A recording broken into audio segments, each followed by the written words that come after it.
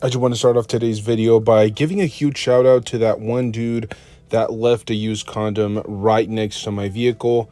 Totally not cool, okay? I actually feel like I should hire somebody to like run the DNA and like track whoever this was down just to like beat him senseless, but then again, that would involve like handling of it, so I'm good. Let just do humanity a favor and just stop, okay? Just stop doing that. Keep it in your car or toss it in a trash can, bare minimum. Anyways, let's get straight into it. All jokes aside, I'm completely worn out. I just got back from our little Cali trip. I've been kind of talking about it here and there. And I'm gone literally for like a few days. And then McFarlane decides to just throw up like 50 figures of for pre-order. What the heck? He has to actually accommodate his schedule to my vacation time, okay? When I go off on vacation, McFarlane, don't announce anything. Just hold back. Actually, matter of fact, check in with me just to make sure that you're not like releasing anything while I'm on vacay. I'm totally kidding. But seriously, guys, I was, like in my hotel room and then just scrolling through news feeds, and I just happened to find like 20 new pre-orders from McFarlane, but I'm on vacation. I didn't want to like start recording or doing anything too crazy, so I kind of just took a few screenshots. I made some notes because yes, from time to time I make some notes, and I decided when I get back home I'll kind of put together and compile an entire list, a little video for you guys, and that's what we're doing today. I'm sorry if I'm rambling and just spitting saliva for absolutely no reason. You guys know how these intros go. Sometimes they get a little bit out of hand, but let's get straight into it because there is quite a bit to cover. I'm actually going to kind of break it down into two separate videos because otherwise this would be like a 1 hour long video, because there's so much to dissect, there's so much to go through, and these are like really interesting figures. Not all of them. Some of these I had to dig a little bit deeper and like actually Google who the characters are, but for the most part some of these are definitely very intriguing. Let's get straight into it. I wanted to start off with this mega action figure from McFarlane, which is the Failsafe action figure. And yes, this is one of those characters that I actually had to look up in Google. So essentially, this is supposed to be some sort of robotic entity that Batman or Bruce Wayne, well, I'm not sure if it's Bruce Wayne, but Batman decides to manufacture. This machine is essentially made, well, there is, I guess, a version of it that can actually take down the entire Justice League, but it's also meant to stop him from killing or crossing any lines that he's written into this failsafe character. So anytime he steps out of line, this character or this entity is supposed to go in there and essentially take down Batman, which is pretty cool, pretty intriguing. I actually like the concept.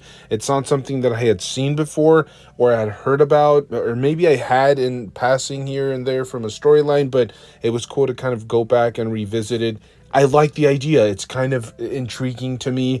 This one is supposed to retail for, well, I looked him up on Big Bad Toy Store and he's going for $50. So I'm not sure if that's the new price point for the big mega fig action figures, but this is nice. From what I can see, head to toe, this is supposed to be a brand new sculpt. And it's worth mentioning that it does come with a really like long and extended base, which is really nice. It's not something that you usually see from McFarlane. He has thrown it in, but usually it's with like more deluxe action figures. For example, the 2-pack sometimes have some of those little bases. It also comes with a little like hand blaster.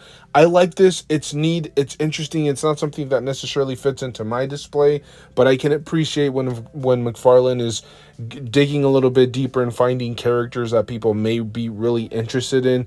And this one seems to be kind of a hot commodity. I checked a couple of different retailers and it has already sold out. So apparently I'm a buffoon, and this is actually like a highly coveted character, which is, phenomenal for McFarlane and for the community as a whole. Next up, we have the DC Classics Batgirl action figure, and this one looks phenomenal, although I will say it's kind of a gut punch that this isn't a DC Collector's Edition line, because I felt like this is a character that needed the extra accessories, the extra hands, maybe a few extra face plates. As of the moment of this recording, it only comes with a batarang as well as a grapple gun, which I think we've seen many different times. I think it may be the same one that we've seen with, Catwoman and Batgirl and, all the previous Batman that we've received, maybe even a Robin, a Nightwing. I'm not 100% sure, but I know we've seen those accessories many different times, just repainted a different color. But having said that, this figure does display incredibly well. There are a few things here and there, like, I don't know, the lower leg seems to be a little bit misshapen. I don't know if it's just my perception or some of the pictures that they took, but some of the angles make it look like that lower leg is warped a little bit. I don't know. Am I the only one that noticed that? But the head sculpt looks absolutely brilliant. I love how they sculpted the hair. There's a lot of action going on, and I genuinely appreciate that. And then a wired cape. Come on. At this point, it feels like McFarlane is the king of wired capes. There are very few manufacturers at that affordable price point that is making wired cloth capes for collectors, and he just doesn't get enough credit for that, because there are a lot of manufacturers out there that could potentially be doing it at this moment, but they're really holding out. They don't want to spend the extra money. They don't want to push the budget too much. And I think McFarlane definitely deserves credit for it. This is going to be a regular release line, though, so it's going to be that $24.99. Well, it depends on where you pick it up, from like $24.99 to about like $27.99. But still, it's it's that regular DC Multiverse price point, which, as I mentioned, I would have loved to see a collector's edition line for this figure. Give her the love.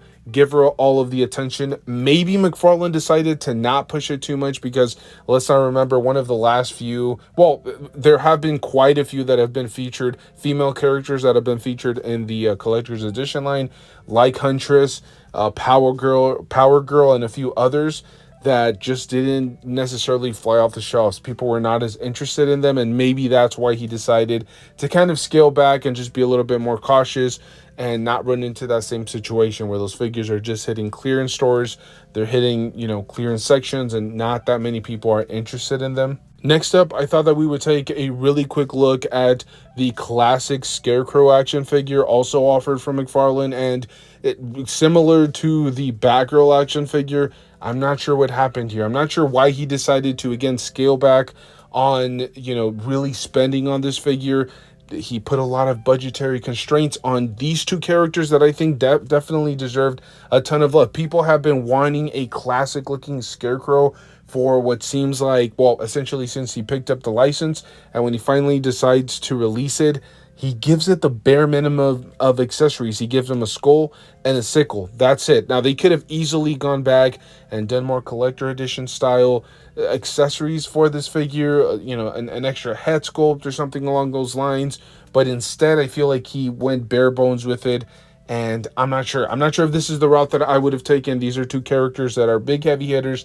They have definitely a cult following, and I think they could have sold incredibly well. Having said that, I can't really tell what's brand new from this figure. As I said, with McFarlane, it's really difficult to tell. They rarely talk about it, even on their live streams, but there's so much going on with this figure. I love the head sculpt. I love the hat. I love, the little extra texturing all over the body. They went above and beyond with this figure. I do hope that, and these are just promotional images, so we don't know if the figure is going to look like that. But I do hope that it has like a more deeper wash all across the body. I'm not sure if that's accurate to the source material, but it would just bring out a lot of those extra intricate details that I think really need to pop for this figure. But yeah, bare minimum, similar to the Batgirl, you're going to be paying about that $24.99 to about that $27, $28 price point, which is, I don't know, a huge bummer. They could have gone out with these two characters. They deserve it, and unfortunately, you're getting basic versions of them. But at least we can finally add them to our classic DC displays. Next up, yes, we do have a Batman action figure. What kind of release, what kind of pre-order, what kind of wave would this be if it didn't have at least one Batman action figure? We're looking at the new Batman action figure from the Batman Incorporated universe, and yes, I also had to Google that because I've never read this storyline, or maybe I've heard of it, but not really in depth. And I guess this is like Batman opened an agency and then he hired a bunch of Batman characters to be Batmans out in the world. I think that's what I read, or at least I remember. I was kind of tired, but it's kind of an interesting idea, similar to the first figure that we featured on today's video. It's cool, it's unique, it's out of the box, out of the ordinary, and I definitely appreciate that. Here you are just going to be getting a gas canister as well as a grapple hook, which I guess pretty consistent with today's video. It's about certain characters and certain figures just not getting love. Here I'm not 100% sure because I don't know if this particular version or this storyline has like a huge following, so I could be wrong here, but I can understand why he scaled back a little bit. And just based on the promotional images, I did not watch any videos, any, release videos or anything like that. I haven't watched the live stream yet, but just based on the promotional images, it does appear that this maybe just be a cloth cape and not like full-on wired cloth cape. It's just worth mentioning. So maybe he felt like he didn't want to throw in the extra money to like bring this figure full force. Probably because of that, he doesn't feel like this is going to fly off the shelves. And I actually did check this figure on multiple different retailers, and he was still available at the moment of this recording anyways, compared to like Batgirl and Scarecrow, which was flying off the shelves. This one may be kind of hanging around a little bit. It could have to do with the fact that he's given us like 1,000 different versions of Batman, but I'm just throwing it out there, okay? I personally, I'm okay with, like different versions of Batman, because even though people always say it's too much Batman, my take on it is it's an alternate version of Batman. So everybody has a favorite version of Batman. Some people might want a Hush.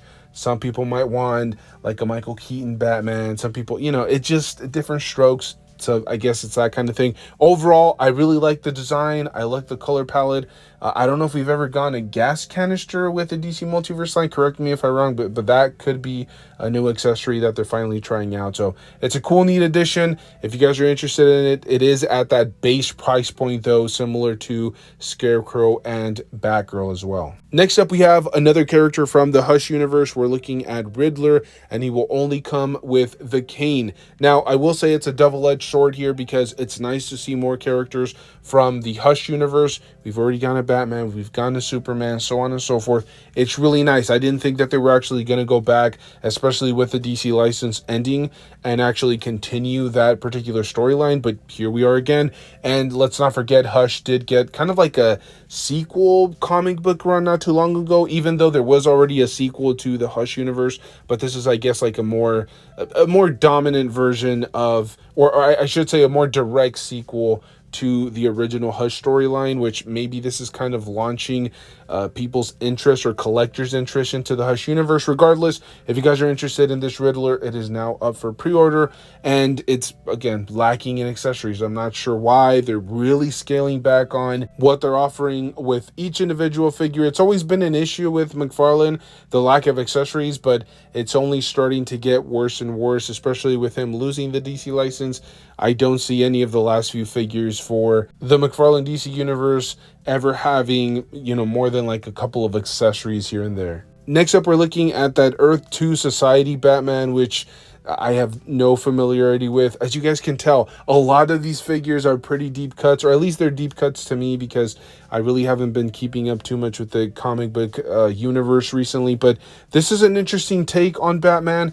I don't know if I love the color scheme, and I was actually comparing it to some of the source material, and I feel like this particular offering is like a more simplistic version than the original source material. I feel like the comic book version had way more contrast. There was like way more sections were colored differently, whereas in this figure, it feels like the yellow is a bigger chunk of yellow rather than having more painted detail around. So I think it's pretty consistent. It's something that we see from McFarlane, and you can't really expect too much from a budget collection, but still, it would have been nice to get some extra things painted here and there. It feels like it's probably just a yellow base, and then they paint it in the black, or vice versa. But I don't know, it's lacking paint, it's lacking a little bit of detail, and this really isn't my cup of tea. But if you're interested, it's also available at that base, $25 price point. Next up, we're looking at this DC Multiverse offering from McFarlane that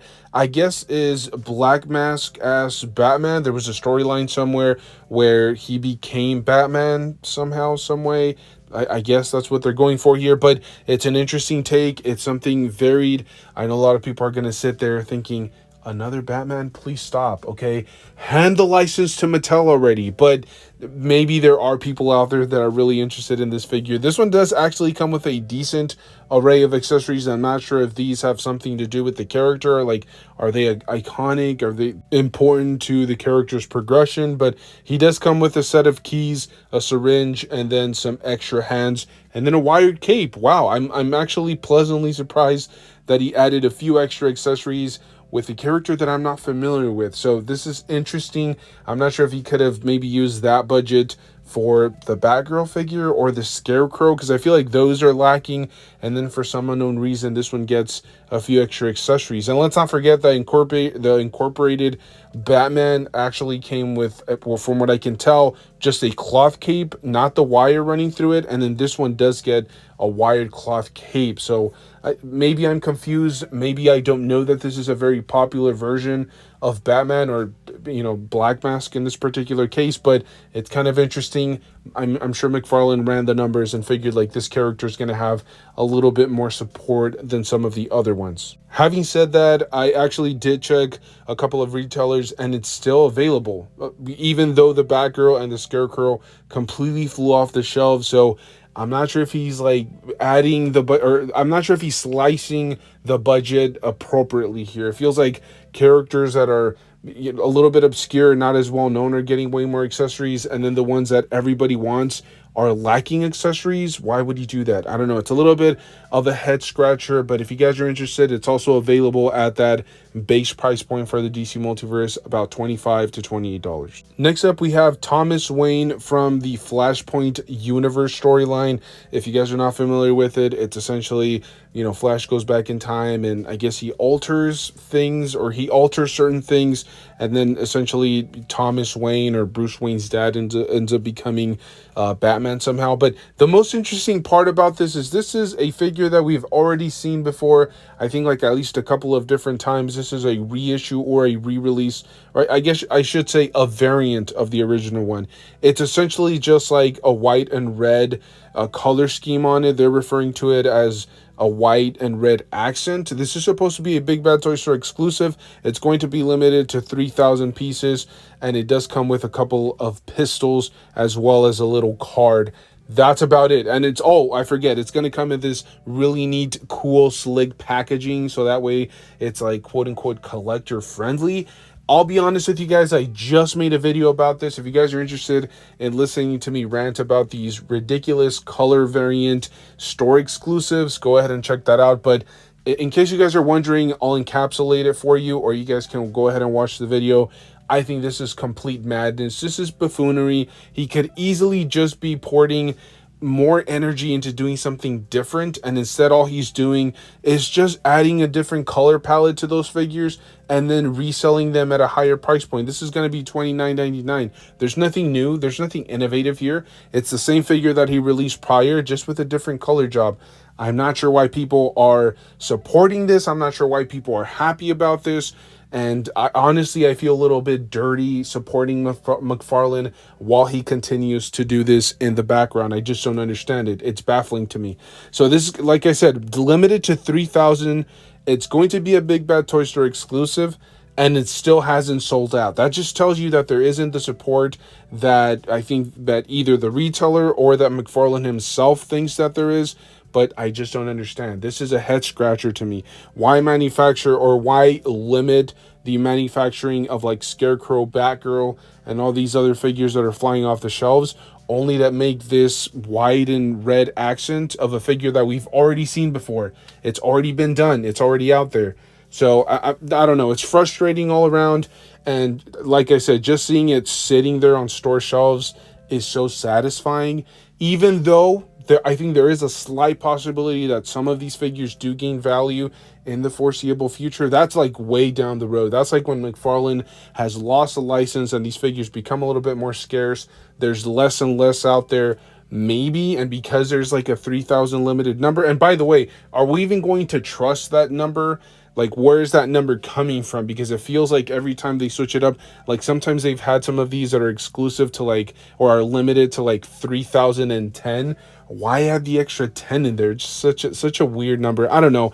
Let me know your thoughts down below. Do you guys appreciate these kind of like weird color palettes or these kind of weird repaints that are store exclusives? Personally, I absolutely hate them. But if you guys are interested, like I said, if you guys are interested in just a full-on video of me ranting on about that and looking at some older figures that have been released that are store exclusives from McFarlane that are just like these color variants, definitely check out that video. I'll throw it up on the screen, or I'll throw it up in the description if you guys want to check that out. And then lastly, I thought that we would talk a little bit about the new Dr. Midnight action figure from McFarlane. This is another one of those really head-scratching situations because, first of all, is this really a collector's edition line figure? Last I checked, usually when you would get a collector's edition figure, it would come with like, I don't know, like 2 extra faceplates, I don't know, 8 hands total, a wired cape, and then a few other accessories depending on who you were getting. But here, it's the bare minimum. Not only that, they decided to make this a collector's edition line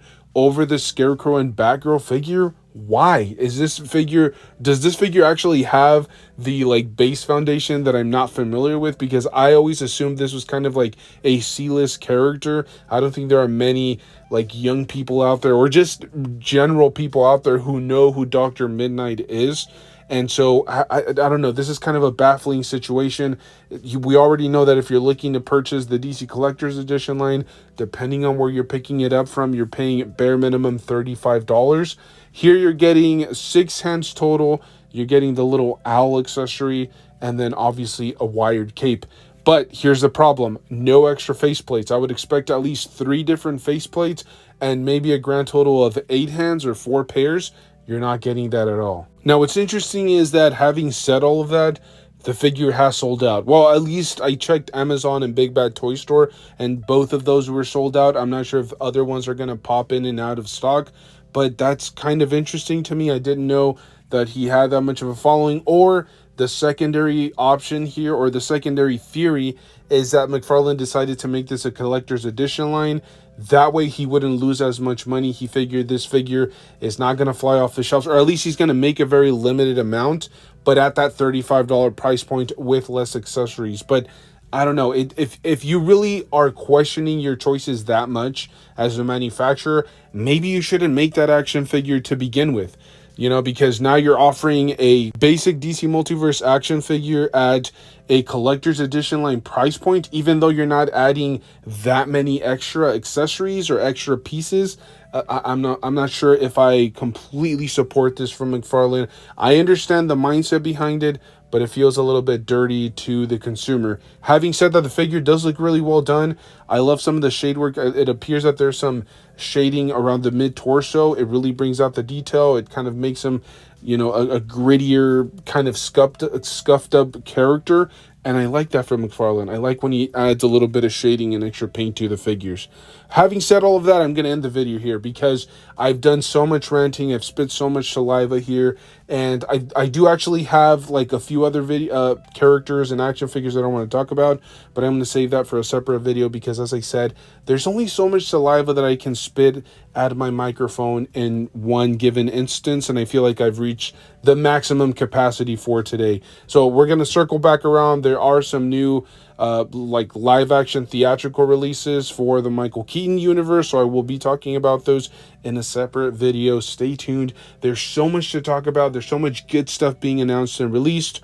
Even though I sometimes gripe and complain about stuff, overall it's all good. It's more plastic, it's more action figures to throw up on your shelf. Thank you guys so much for tuning in, for supporting the channel. Make sure to stay tuned because we're doing this on a daily basis. Thank you guys so much.